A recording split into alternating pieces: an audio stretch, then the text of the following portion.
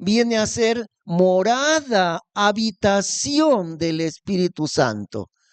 Todo aquel que cree en Cristo en este tiempo, empezando del día de Pentecostés. Allí en Pentecostés se inauguró la época del Espíritu Santo, como se podría llamar propiamente en nuestro tiempo, la época del Espíritu Santo, en que vino Él al mundo para estar no en templos hechos de manos de hombres, no en edificios. Vino el Espíritu Santo para morar en templos de las personas creyentes. Así que cada creyente se convierte en un templo de Dios, un templo del Espíritu Santo. A partir de ahí entonces de Pentecostés. Y el problema es que quieren muchos en diferentes iglesias quieren aplicar lo que sucedió en Pentecostés como si fuese necesario repetir el Pentecostés en la vida de todo creyente, y no es así. La venida del Espíritu Santo fue una sola vez y nunca más a partir de allí. El Señor Jesús murió una sola vez también. Entonces, algunos quieren enseñar en algunas iglesias, hermano, tiene que haber un Pentecostés en tu vida personal. Y tú ves que ahí en Pentecostés hablaron en lenguas, tú también tienes que hablar en lenguas. Y eso es completamente falso. Por eso es que decimos, el libro de Hechos no es para que aprendamos doctrina, sino para que aprendamos la historia de la iglesia. Y esa historia de la iglesia fue un poco difícil el aprendizaje de ellos en los comienzos de la iglesia. ¿Quiénes son los que tenían la autoridad de la palabra de Dios? Los apóstoles que el Señor Jesús dejó. Los 12, aunque en realidad ya no eran 12, ¿no? Ya no estaba Judas. Entonces los 11. Y con ellos también algunos otros apóstoles que no eran parte de los 12, pero también eran usados por Dios en el ministerio. No estaba todavía el Nuevo Testamento. La Biblia llegaba en el Antiguo Testamento hasta el libro de Malaquías. Ahí termina el Antiguo Testamento. Y no existían las escrituras del Nuevo Testamento, que se fueron escribiendo. Dios fue utilizando hombres de Dios para escribir el Nuevo Testamento, los 27 libros, durante todo el primer siglo, durante todos los primeros 100 años, ¿no? del primer siglo de la era cristiana. No había Nuevo Testamento para los cristianos aprendiesen la doctrina de la iglesia. ¿Quién iba a enseñar a los creyentes la doctrina de la iglesia? Los apóstoles. Pero había un problema. Los apóstoles tampoco sabían la doctrina de la iglesia. Y en realidad la iglesia, el cuerpo del Señor Jesucristo, no estuvo revelado en el Antiguo Testamento. En los profetas no estaba, no decía allí, como sí decía por ejemplo, el reino del Señor Jesús, ¿no? El Mesías reinará, este será su reino en la ciudad de Jerusalén, etcétera. Muchos detalles del reino de Cristo, su reino futuro. Pero no había ninguna profecía acerca de nosotros, los gentiles creyentes en Cristo. No había en el Antiguo Testamento ninguna enseñanza sobre que los gentiles, nosotros, nos íbamos a convertir a Cristo.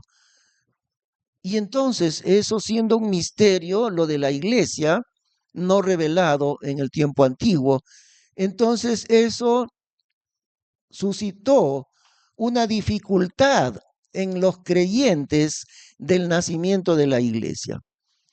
¿Quiénes enseñaban la palabra de Dios? Los apóstoles. Pero los mismos apóstoles no conocían el misterio que Dios estaba levantando en medio de los gentiles, la iglesia de los gentiles. Si los apóstoles no sabían, imagínense los hermanos, peor no lo sabían.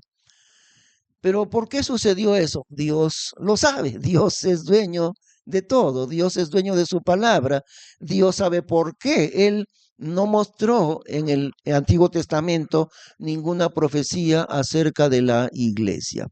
Y cuando el Señor Jesús, ya en la última cena, allí en el libro de Juan, Él les dice, todavía tengo muchas cosas que deciros, pero ahora no las podéis sobrellevar. Les tengo que enseñar todavía bastantes cosas, pero en este momento ustedes no van a entender si les explico. Y era el último día de la vida del Señor Jesús, la última cena. Y ahí está en el libro de Juan, ¿no? Imagínense, el Señor Jesús les hubiera dicho, quiero enseñarles que habrá un pueblo enorme, un gran pueblo de Dios, que Dios lo tomará, no de Israel, que es el pueblo de Dios. Dios tomará ese enorme pueblo suyo. ¿Saben de dónde? De en medio de las naciones gentiles. Y si los apóstoles hubieran oído eso, hubieran dicho, Señor Jesús, creo que tú estás delirando, parece.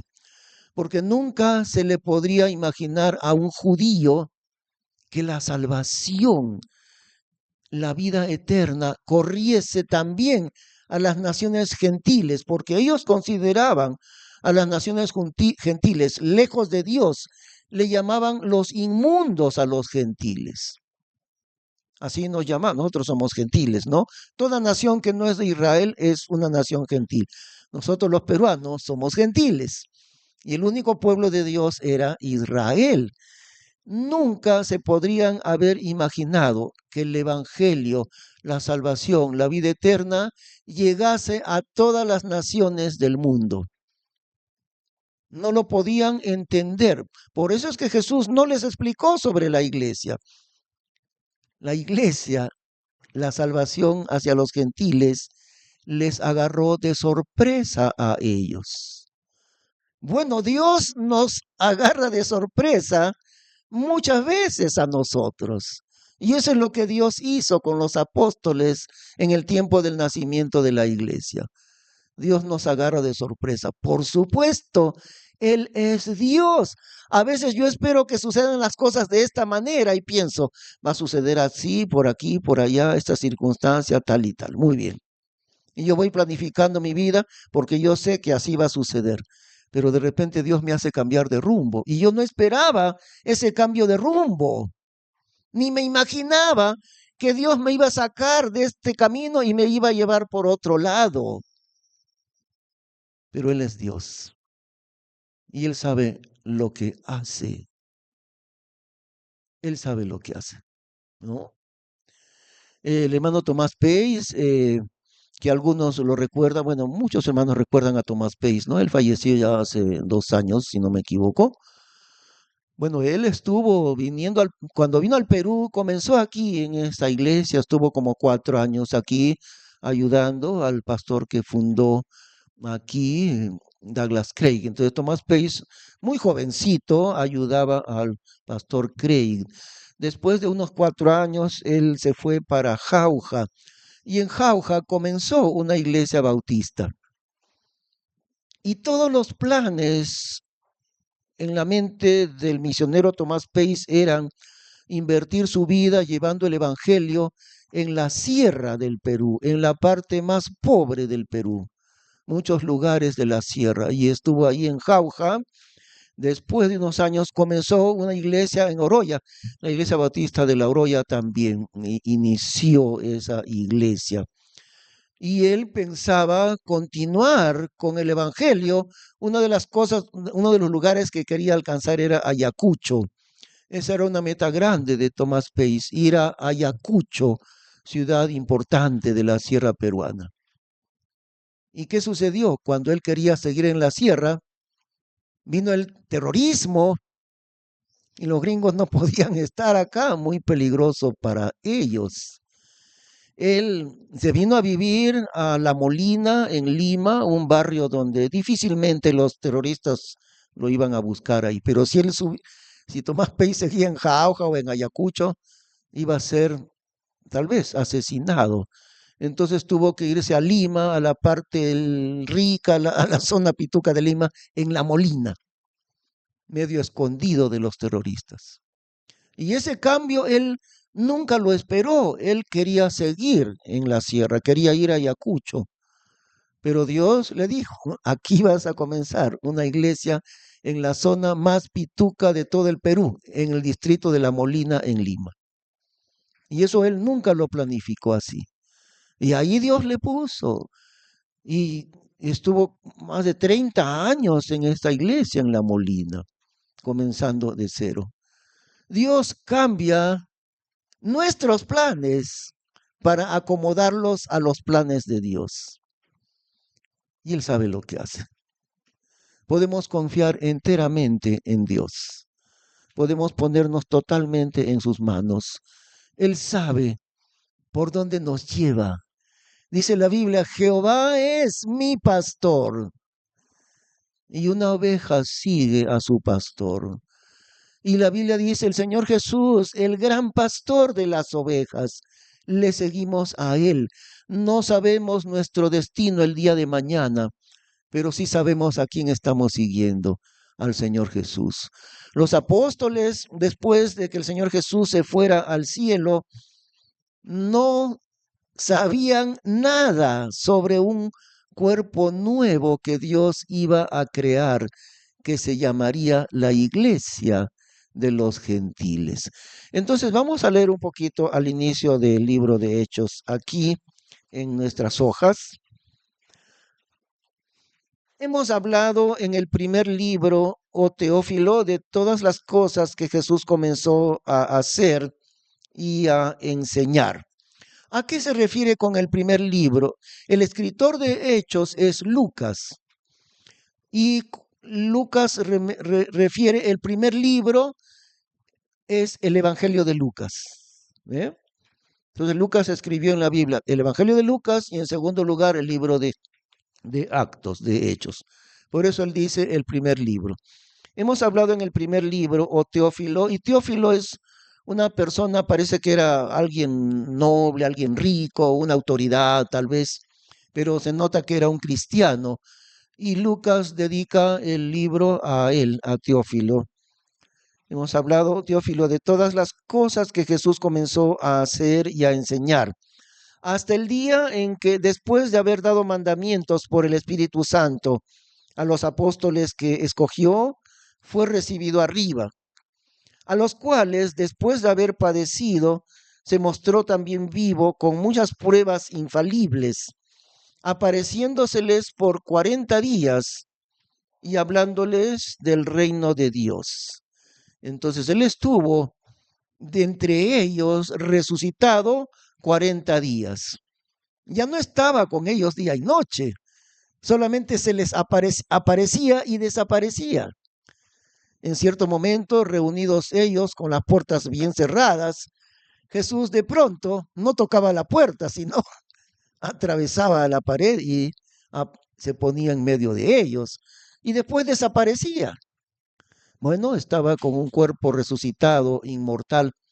Por eso dice, apareciéndoseles durante 40 días y hablándoles del reino de Dios. Todavía les hablaba del reino de Dios. Versículo 4, y juntándolos les mandó que no se fuesen de Jerusalén, mas que esperasen la promesa del Padre, que oísteis, dice, de mí. Porque Juan a la verdad bautizó con agua, mas vosotros seréis bautizados con el Espíritu Santo, no muchos días después de estos.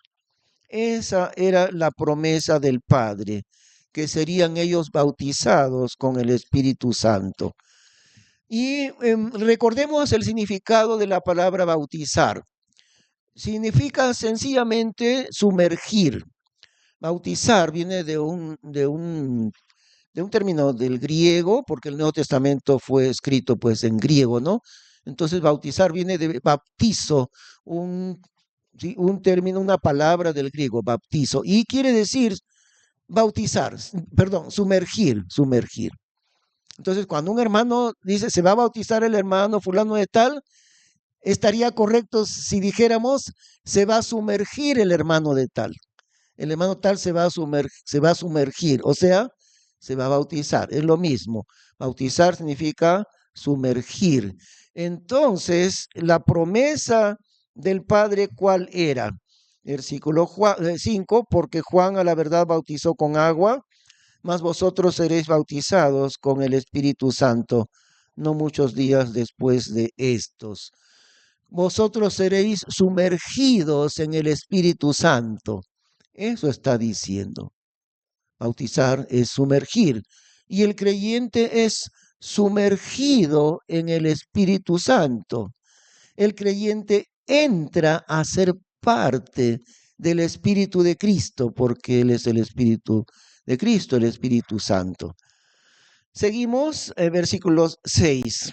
Entonces los que se habían juntado le preguntaron diciendo, Señor, ¿restituirás el reino a Israel en este tiempo? La pregunta de ellos no es, Señor, ¿comenzará tu iglesia ahora que tú te vas al cielo? ¿Comenzará tu iglesia? Ni están enterados que Dios está preparando el cuerpo de Cristo que se llamará la iglesia. Ni siquiera están enterados de que iba a existir la iglesia. Ellos no preguntan por ninguna iglesia. ¿Sobre qué preguntan? A ver, ustedes contéstenme. Sobre su reino. ¿Ah? El reino de Israel. Señor, restituirás el reino a Israel en este tiempo. La pregunta de ellos es esta, Señor, ya sabemos que tú eres el Mesías de Dios. Y en la Biblia dice, en los profetas, porque eso sí decía, ¿no? Que el Mesías de Israel reinará sobre el mundo, sobre Israel y también sobre el mundo entero. Estaba destinado a reinar. Entonces ellos dicen, ¿no? Si Jesús es el nuestro Mesías, el Mesías de Israel, y los profetas dicen que Él va a reinar, la pregunta lógica de ellos era esa. Señor, dices que ya regresas al cielo, pero una pregunta, ¿vas a reinar de una vez? ¿A qué hora te vas a sentar en tu trono aquí en Jerusalén? Tu trono está listo, tú eres el Mesías de Dios. ¿Y a qué hora te sientas en tu trono? ¿Qué va a pasar? Esa es la pregunta de ellos. No preguntan la palabra de Dios a qué hora va a llegar al mundo entero. Lo que quieren saber es porque ignoran acerca de la iglesia. Lo que quieren saber es, Señor, pero ¿a qué hora? ¿En qué momento te sientas a reinar para establecer tu reino de justicia? Ellos tienen en su mente eso nomás, un reino literal, un reino político. Un reino político. La iglesia, nosotros, no tenemos nada que ver con un reino social, ni político, ni geográfico, ni nacional. Nosotros, su iglesia, somos un reino espiritual, no político. Pero ellos están hablando del Señor Jesús para que tome un reino político. ¿Y saben qué? Era correcto. Porque la Biblia dice que Jesús tomará su reino, si podemos usar la palabra político, en esos términos el Señor Jesús reinará. Se sentará sobre su trono en Jerusalén, igual que los reyes han reinado en este mundo, Él reinará. Y reinará sobre un aspecto nacional, geográfico, económico, político, etcétera. Y ellos, esa es su gran interrogante. ¿A qué hora vas a reinar, Señor? ¿A qué hora? Contéstanos, queremos saber. ¿Y qué les contesta el Señor Jesús? Versículo 7. No es vuestro saber los tiempos o las sazones que el Padre puso en su sola potestad. Miren la palabra sazón. Eso se aplica a las comidas, ¿no?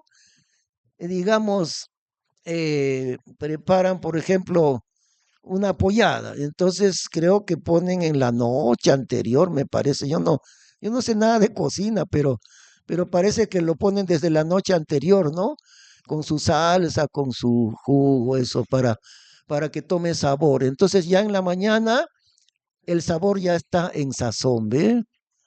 Ya está listo para meter al horno. Ya está en sazón. Y Jesús dice, las sazones. No es vuestro saber los tiempos o las sazones que el Padre puso en su sola potestad. Hay una sazón del tiempo, les está diciendo. hay un tiempo que tiene que transcurrir para que yo comience mi reino. Y todavía la historia no está en su sazón. Eso también está diciendo. Pero aquel momento del tiempo, cuando ya se cumpla la sazón de la historia, para que yo entre a reinar, a ustedes no les corresponde saber. No es vuestro saber los tiempos o las sazones que el Padre puso en su sola potestad. Y está diciendo, ¿no? Dios, mi Padre, Él sabe en qué momento entraré a tomar mi reino. Mientras tanto, entonces Él le está diciendo, no, el reino mío todavía no está lista la sazón del tiempo.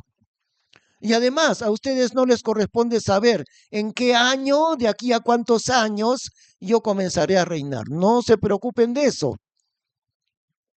Dios el Padre lo sabe. Él sabe la sazón de la historia. Y nosotros también no sabemos la sazón de la historia y el día y el año en que Él vendrá a tomar su reino. Pero sí hay otra cosa de que nos debemos preocupar. Versículo 8, mas recibiréis la virtud del Espíritu Santo que vendrá sobre vosotros. Y Él está diciendo en tiempo futuro, vendrá. Todavía no había venido. Todavía estaba Jesús para subir al cielo. En realidad, ese mismo día que ellos hacen esa pregunta, ¿no? El Señor está listo para volver al hogar celestial. Y Él les dice, recibiréis la virtud del Espíritu Santo. Todavía no han recibido ustedes el Espíritu Santo. Ahora, muy pronto, recibiréis la virtud del Espíritu Santo que vendrá sobre vosotros. Y me seréis testigos en Jerusalén y en toda Judea y Samaria y hasta lo último de la tierra. Me seréis testigos, esa es la tarea de los creyentes, esa es la tarea que el Señor Jesús les dejó. Porque ellos le preguntan, Señor, ¿y tu reino? Ahora, ¿por qué preguntaban? Porque anteriormente el Señor Jesús les dijo, de cierto os digo que cuando el Hijo del Hombre se siente en su reino, ustedes también se sentarán cada uno sobre un trono para reinar sobre las 12 tribus de Israel. Y entonces ellos decían, tiene que reinar Jesús para que nosotros reinemos. Pero ¿en qué momento? ¿En qué año? ¿A qué hora? ¿Cuándo? Jesús le dijo, miren, olvídense de eso de reinar. Por ahora, olvídense. Eso está en las manos de Dios. La tarea de ustedes es, me seréis testigos en Jerusalén, en toda Judea, en Samaria y hasta lo último de la tierra. Y luego Él se va, porque ahí mismo se va. Y habiendo dicho estas cosas, mirándole ellos, fue alzado y una nube le recibió y le quitó de sus ojos. Sus últimas palabras, su última voluntad en realidad, ¿no? Como siempre decimos, alguien está muy pronto para fallecer, para partir de este mundo. Entonces, las palabras más importantes de esta persona serán sus últimas palabras que pronuncie, su última voluntad. ¿Cuál fue la última voluntad del Señor Jesús? Me seréis testigos. Me seréis testigos en todo el mundo, empezando aquí en Jerusalén, luego en toda Judea, luego en Samaria y por último hasta el final de la tierra. Y adelante, adelante. De manera que nuestro trabajo, hermanos, se resume en algo muy sencillo, ¿no? En el versículo 8. En primer lugar, recibiremos el poder del Espíritu Santo, y ellos todavía no lo habían recibido. Mas recibiréis la virtud del Espíritu Santo, que vendrá sobre vosotros. Y esto del Espíritu Santo que vendrá sobre ellos se produjo apenas 10 días después. Si uno cuenta las fechas de Pentecostés, de la Pascua, encontramos con toda certidumbre. Ahí en eso sí hay mucha certidumbre. La venida del Espíritu Santo en Pentecostés sucedió 10 días después que el Señor se había ido al cielo. Y Él está diciendo, no más recibiréis la virtud del Espíritu Santo.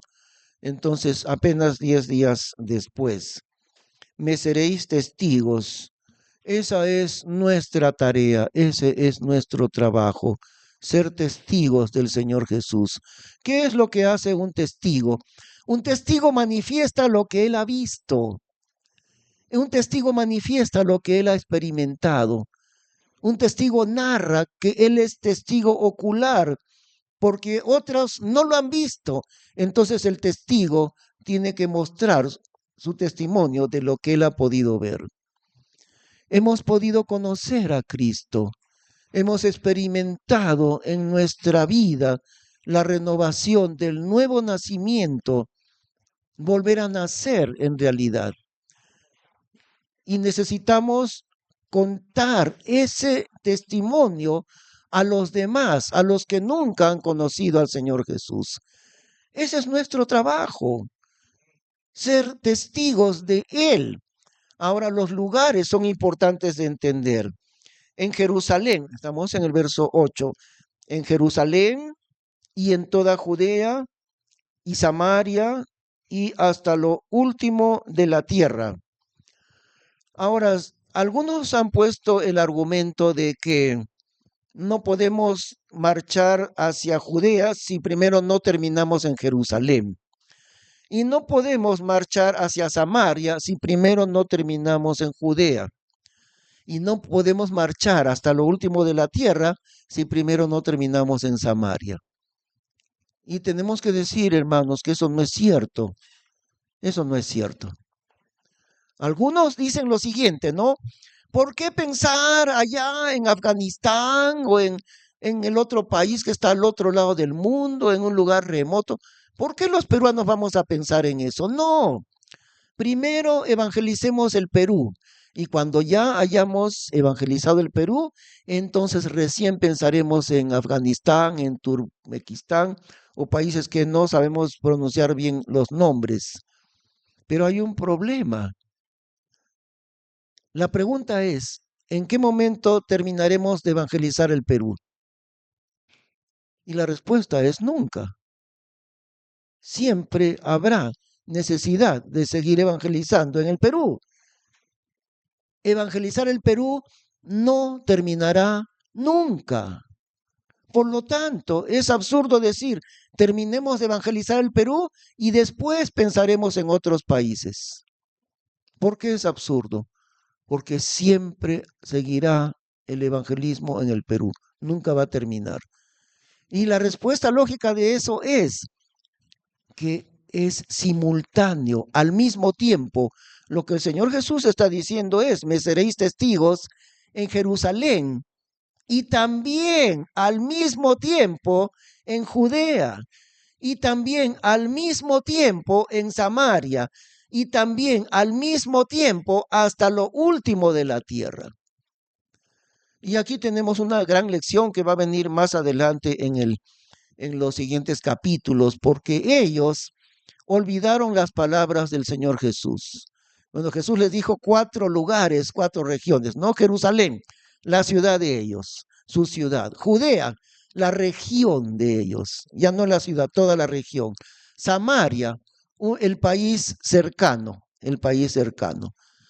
Y hasta lo último de la tierra, lo más remoto del mundo. Entonces, mi ciudad, mi región y el país más cercano y el país más lejano en el mundo. Esos 4 niveles. Y algunos todavía piensan que primero evangelizamos al Perú y después vamos al país vecino y después vamos al país remoto. Ese momento nunca vendrá. Si pensamos así, nunca llegaremos hasta lo último de la tierra, nunca. Por lo tanto, eso significa que tenemos que pensar en los 4 niveles al mismo tiempo. Y ellos olvidaron, porque en los primeros años, eso veremos ya más adelante aquí mismo en Hechos, pero más adelante, Dios había bendecido con un avivamiento tan grande la ciudad de Jerusalén. Predicó Pedro la primera vez, 3,000 personas se convirtieron. Predicó la segunda vez y 5,000 personas se convirtieron a Cristo en una sola predicación. La ciudad de Jerusalén estaba llena del testimonio de Cristo. Pero había un problema. Pasaron varios años y ellos se quedaron muy contentos del avivamiento espiritual en Jerusalén, gozando de su gran avivamiento. Y nunca pensaron en las palabras de Jesús: Jerusalén, Judea, Samaria y hasta lo último de la tierra. Apenas se quedaron en Jerusalén sin salir de allí, olvidando las instrucciones del Señor. Por lo tanto, pasaron un cierto número de años. ¿Qué hizo Dios? Como no se movían nunca y estaban muy contentos dentro de su ciudad, sin pensar jamás en otros lugares, ¿qué hizo Dios? Una empujadita. Dios mandó persecución. Y con la persecución recién se movieron. Se movieron a todos lugares. Incluso se movieron hacia el Imperio Romano. Y ahí es donde llegaron a evangelizar la ciudad de Antioquía, que fue la iglesia misionera más grande, Antioquía. Entonces dice ahí, más adelante veremos en el mismo libro de Hechos, pero los que habían sido perseguidos iban por todas partes anunciando el evangelio. Los que habían sido perseguidos iban por todas partes anunciando el evangelio. Ahora, si pensamos en nosotros de la misma manera, hermanos, vale la pena mejor obedecer antes que esperar ser perseguidos. ¿No es así? Porque a los creyentes de Jerusalén, después de años enteros que olvidaron totalmente el mandamiento de evangelizar también Judea, la región entera, también Samaria, el país vecino, y también hasta lo más remoto del mundo, en vista de que ellos se olvidaron del todo, Dios les ayudó. Pero Dios les ayudó de manera muy difícil, o sea, con persecución. Y morían muchos creyentes por la persecución. Y para evitar morir, se escaparon a lugares muy lejanos. Y llegaron a evangelizar lugares lejanos, no por su obediencia, sino por la persecución. ¿Qué vamos a hacer nosotros? ¿A las buenas o a las malas? Esa es la pregunta para nosotros, porque Dios esperó que lo hiciesen a las buenas y nadie se movió de Jerusalén. Ni siquiera los apóstoles se movieron de Jerusalén, ni siquiera los mismos apóstoles, menos los demás hermanos. Por lo tanto, Dios dijo, ya es suficiente, ya es suficiente. Persecución. Y ahora sí obedecieron, pero obedecieron por las malas. Y esa es la pregunta para nosotros. Si no queremos obedecer a las buenas, bueno, hay que esperar que Dios nos dará una ayudadita. Bueno, no quieres obedecer así, entonces aquí está la ayudadita y nos va a pasar algo. Algo nos va a pasar porque no queremos obedecer a las buenas. Esa es la gran pregunta para nosotros, hermanos. Seguimos entonces allí en el versículo 9. Y habiendo dicho estas cosas, mirándole ellos, fue alzado y una nube le recibió y le quitó de sus ojos. Se va para siempre, ahora sí. Y en realidad no para siempre, ¿no? Porque un día regresará. Pero mientras tanto, vuelve a su gloria eterna. Dios el Hijo, el Dios eterno que tomó cuerpo humano, así como nosotros. Y que nunca perderá su cuerpo humano, porque cuando nosotros le veamos al Señor Jesús, podremos tocar las cicatrices de sus heridas que ahí están todavía en su cuerpo. Es el mismo cuerpo humano como el de nosotros. Y al mismo tiempo, Él es Dios eterno, Dios creador, Dios omnipotente, Dios omnisciente. Todo eso es nuestro Señor Jesús. Entonces es llevado al cielo. Versículo 10. Y estando ellos con los ojos puestos en el cielo, entre tanto que él iba, he aquí dos varones se pusieron junto a ellos en vestidos blancos, los cuales también les dijeron: varones Galileos, ¿qué estáis mirando al cielo? Este Jesús que ha sido tomado arriba de vosotros al cielo, así vendrá como lo habéis visto ir al cielo. Dos ángeles se colocan junto a ellos. ¿De dónde salieron? Nunca sabemos cómo aparecen los ángeles, pero ahí aparecen dos varones con vestidos blancos, es decir, dos ángeles, ¿no? Y les preguntan: ¿por qué están mirando ustedes al cielo? Porque este mismo Jesús, de la misma forma como se ha ido ahorita, igual un día vendrá, de la misma forma. Y es cierto, eso lo dice en el libro de Apocalipsis, en Revelación, que todo ojo le verá y los que le traspasaron. Dice también la Biblia, viniendo en las nubes del cielo. Y así como se fue y una nube le ocultó de sus ojos, igual de repente en medio de las nubes él aparecerá. Y todo el mundo le verá descendiendo del cielo, incluyendo los que le traspasaron, o sea, el pueblo judío. Entonces, ahora versículo 12. Entonces se volvieron a Jerusalén del monte que se llama el Olivar, el cual está cerca de Jerusalén, camino de un sábado.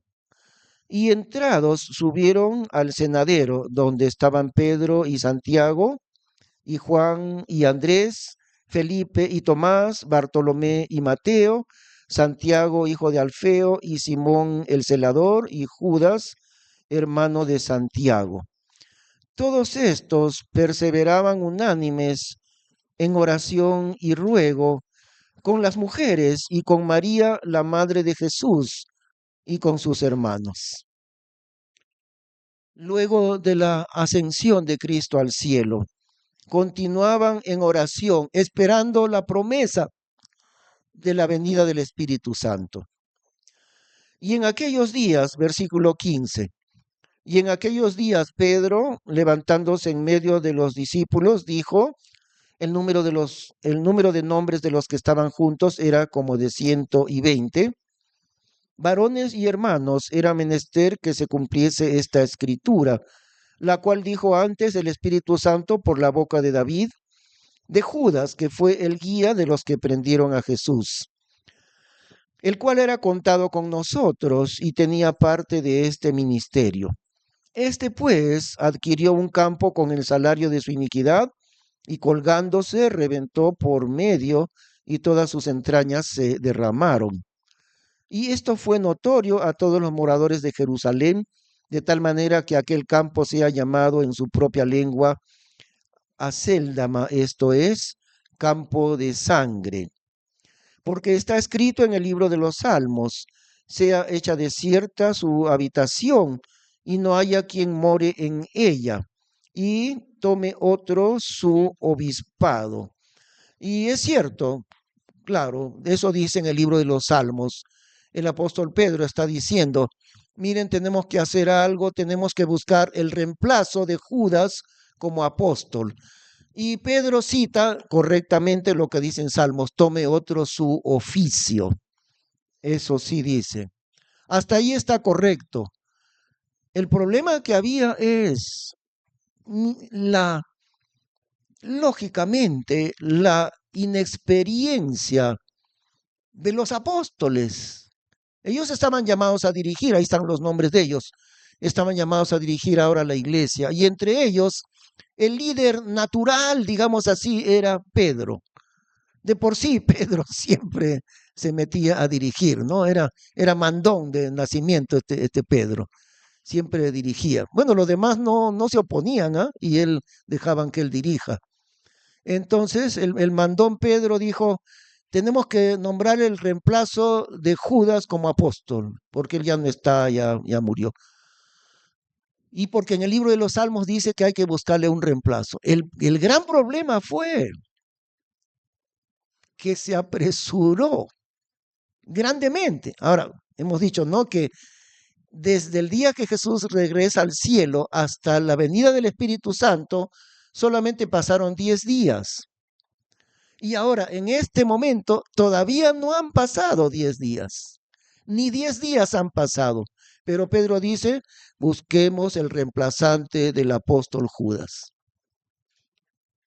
Ahora, si trasladamos eso al tiempo de ahora, cuando una iglesia se ha quedado sin pastor, entonces yo hasta ahora no he visto ninguna iglesia, nunca he visto que una iglesia en menos de 10 días ponga al pastor reemplazante, porque ya no hay pastor, entonces va a venir otro pastor y que una iglesia lo elija en menos de 10 días.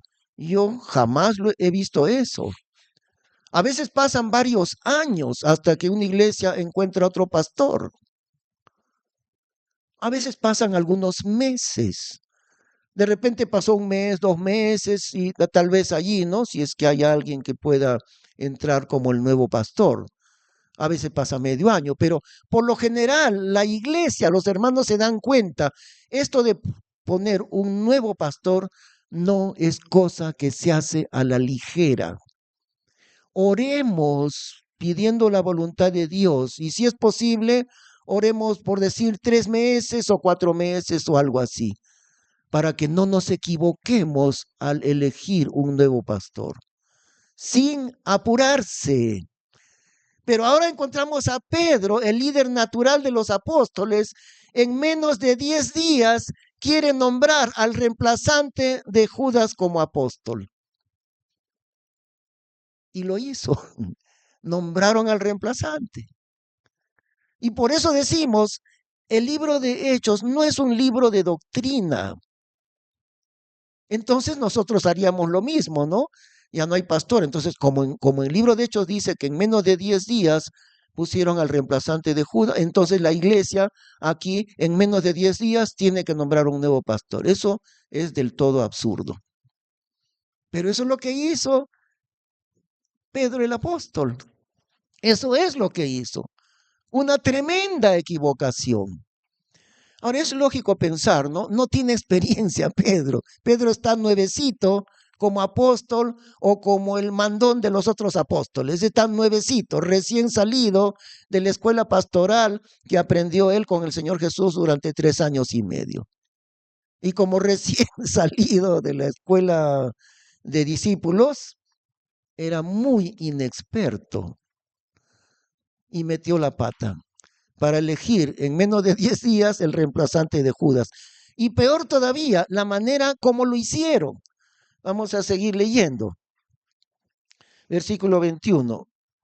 Conviene pues que de estos varones que han estado juntos con nosotros todo el tiempo que el Señor Jesús entró y salió entre nosotros, comenzando desde el bautismo de Juan hasta el día que fue tomado arriba de entre nosotros, uno sea hecho testigo con nosotros de su resurrección.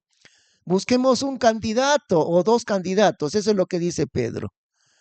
Entre todos los hermanos que son creyentes, que se convirtieron a Cristo, empezando del bautismo de Juan hasta ahora, entre todos ellos busquemos candidatos para reemplazar a Judas, para que haya un nuevo apóstol. Y versículo 23, y señalaron a dos, a José, que se llama Barsabás, que tenía por sobrenombre Justo, y a Matías. Y orando dijeron, tú, Señor, que conoces los corazones de todos, muestra cuál has escogido de estos dos. Pero ¿saben cuál es el problema? Dios no había escogido a ninguno de esos dos. Pero Pedro dice, Señor, señálanos cuál de los dos. Es decir, está cometiendo un error bastante grande. Y en realidad lo que Dios hizo fue, Él mismo, Dios mismo, colocó al reemplazante de Judas. Y según todo indica, es que el reemplazante de Judas fue el apóstol Pablo.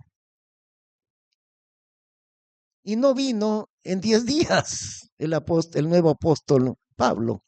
Vino después de varios años enteros. Y Dios lo pone, no lo pusieron ellos, al que iba a ser el nuevo apóstol. Y peor, hicieron otra cosa más. Versículo 24, y orando dijeron, tú Señor que conoces los corazones de todos, muestra cuál has escogido de estos dos, para que tome parte de este ministerio y apostolado, del cual cayó por prevaricación Judas para irse a su propio lugar. Y les echaron las suertes. Les echaron las... Lo eligieron por sorteo al nuevo apóstol. Eso es lo peor, ¿no? Ahora, es cierto que en algunas ocasiones en el Antiguo Testamento Dios manifestaba su voluntad por medio de un sorteo. Bueno, eso es cierto, pero en este caso no cabía un sorteo. En primer lugar, ninguno de los dos era el elegido de Dios. En segundo lugar, tampoco se debe hacer por suerte. Ya no. Tiene que hacerse para que Dios muestre su voluntad a través de los hermanos, es decir, cada hermano, como aquí se ha hecho siempre, por ejemplo, aquí, ¿no? Por un voto secreto de cada creyente, cada miembro de la iglesia. Entonces, Dios muestra su voluntad a través de cada creyente. En la opinión de todos se comprende, este será el nuevo pastor, eso lo entendemos, pero no por sorteo. ¿Qué tal si trae la iglesia? eh, bueno, se va a elegir el nuevo pastor y acá están los tres candidatos. Sorteo de los tres. Entonces un niñito viene, un chiquitín de 4 o 5 años, ya hijito, saca un papel y el niñito saca el papel, entonces los hermanos, y ahí está, ese es el nombre del nuevo pastor por sorteo. Qué absurdo sería eso, pero ellos hicieron así. Por eso es que decimos, el libro de Hechos no es para que aprendamos doctrina, en realidad es para que aprendamos algunos errores que ellos cometieron, porque Hechos es un libro histórico, no es doctrinal, sino histórico. Y al entender eso, aprendemos correctamente lo que está en la palabra de Dios y al mismo tiempo nos libramos de equivocaciones, ¿no? Interpretando bien el contenido de este libro. Vamos a terminar en oración. Gracias, Señor, te damos por lo que está escrito en tu palabra, Padre Celestial. Gracias por el libro de Actos que está allí dentro de tu palabra. Necesitamos estudiar, escudriñar este libro, porque de ahí aprendemos. Tu palabra viviente, Señor, nos ha sido dada como luz en medio de nuestro camino. Gracias por lo que nos enseñas el día de hoy. En el nombre del Señor Jesús. Amén. Hermanos, les rogamos